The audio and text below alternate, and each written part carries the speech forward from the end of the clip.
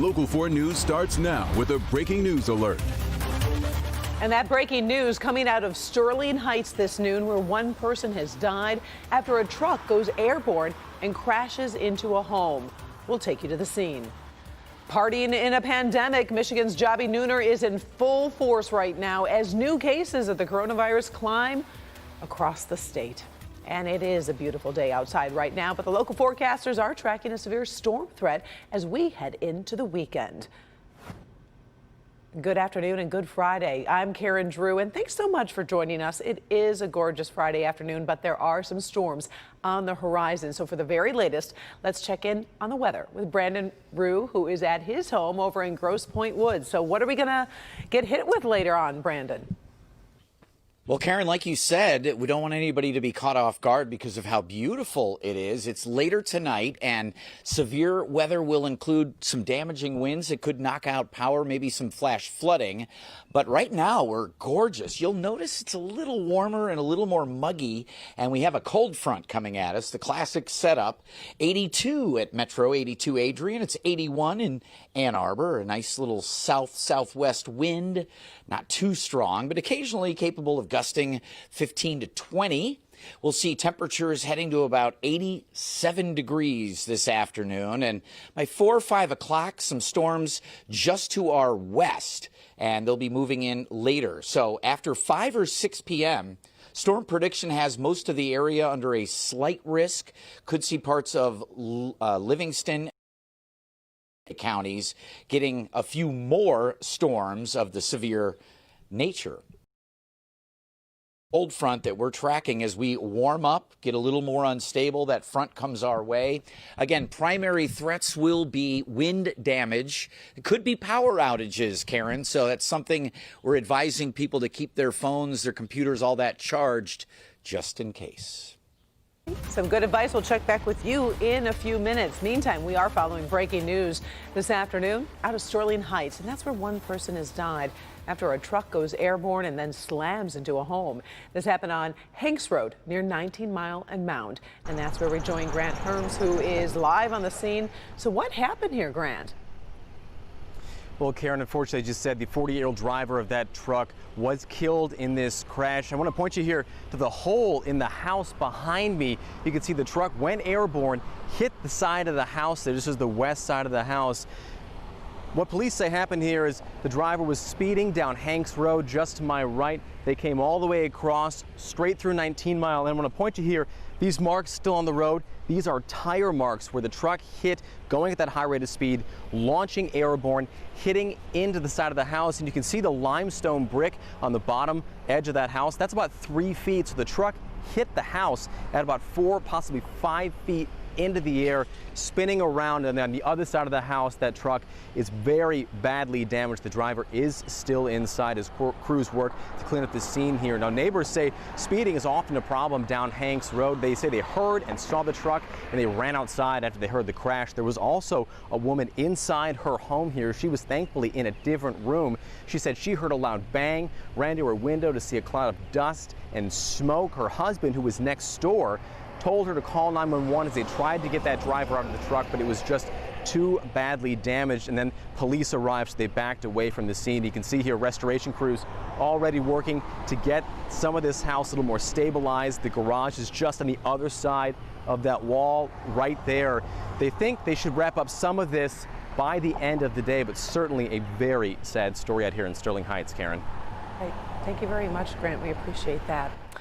Now to the latest on the battle against coronavirus here in Michigan. The state reports its highest single-day total of new COVID-19 cases this month. Thursday, 353 new cases and 19 additional deaths were reported. At least 63 cases are being directly connected to an outbreak of COVID-19 at Harper's Bar in East Lansing. There's also been a flare-up of cases in rural West Michigan. In Oceana County, there has been a 200% increase in cases this week compared to last. According to new data from COVID Act Now, the state is no longer on track to contain the virus. You may recall Michigan was one of 3 states that were on track last week.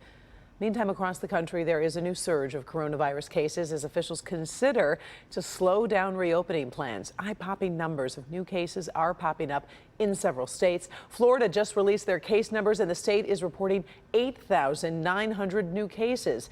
Texas, meantime, reporting almost 6,000. And we're talking about in one day. That's prompting the state's governor to take action. NBC's Sam Brock in Houston this afternoon, one of the new epicenters of the latest outbreak. As coronavirus cases surge across the Sun Belt, Texas's governor now hitting pause on a phased reopening in a desperate attempt to stop the spread. Elective surgeries also suspended in 4 of the state's most populous counties, including the Houston area, where ICU bed capacity just hit 100%. Is there a crisis right now in Houston? We are in the midst of a healthcare crisis. Houston's Mayor Sylvester Turner telling NBC News if he had the power, he'd roll back the amount of people allowed in bars and restaurants. People circulating and mingling in the bars and the clubs. That I am concerned about more so than any place else. In Florida, local mask requirements are ruffling feathers up and down the state. Miami residents divided on whether face coverings are worth it, even though states requiring masks have seen COVID cases drop. I don't think that's going to stop you from getting any type of sickness. This is the way that we all can be protected.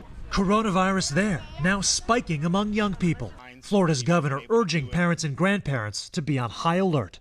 Now that you have some of the younger folks who are testing positive at higher rates, it's just important for folks in the upper age groups, whether you're a parent or a grandparent, to just understand that that's out there. Warnings in California, too, where health officials are closely watching a similar uptick.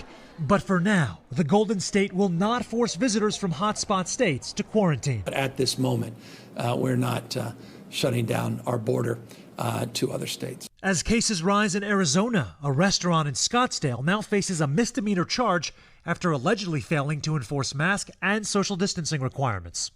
While out of Washington, D.C., a shocking estimate from the CDC, which now says for every confirmed coronavirus case nationwide, there may be 10 more that are undiagnosed. And health experts are very clear that wearing masks and social distancing are fundamental to stopping the spread of this virus. In Miami, commissioners there just voted to fine residents up to $500 for repeatedly refusing to wear masks. In Houston, Sam Brock, NBC News. All right, thank you, Sam. Meantime, Vice President Mike Pence and his coronavirus task force will be holding its first public briefing in 2 months. Now, that is scheduled to start at 12:30. Of course, we will bring it to you live here on Local 4 following our newscast. This afternoon, thousands are expected to take part in the 46th annual Jobbie Nooner boat party. Let's go there live. This is the scene from Sky 4 at the current crowd gathered near Gull Island in Lake St. Clair. Officials are encouraging all attendees to practice social distancing to help prevent the spread of COVID-19. Now, police tell Local 4 they will be on hand to ensure the safety of those in attendance, but they do not plan to enforce social distancing. We'll be following this all day long. We have a developing story out of Scotland this afternoon where 6 people are in the hospital after a stabbing. This happened in Glasgow city centre. Scottish police say an officer was one of the 6 injured. That officer's condition is unknown. The suspected attacker was shot and killed by police.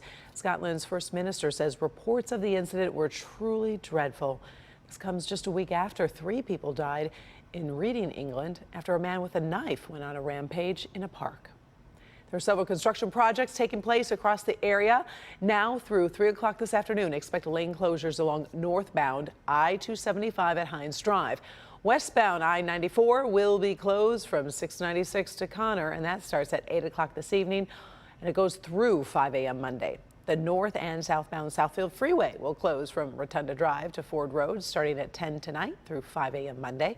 For more on these projects, head on over to clickondetroit.com. We got you covered. Still to come this noon, a group of kids get the cops called on them for playing a game of football.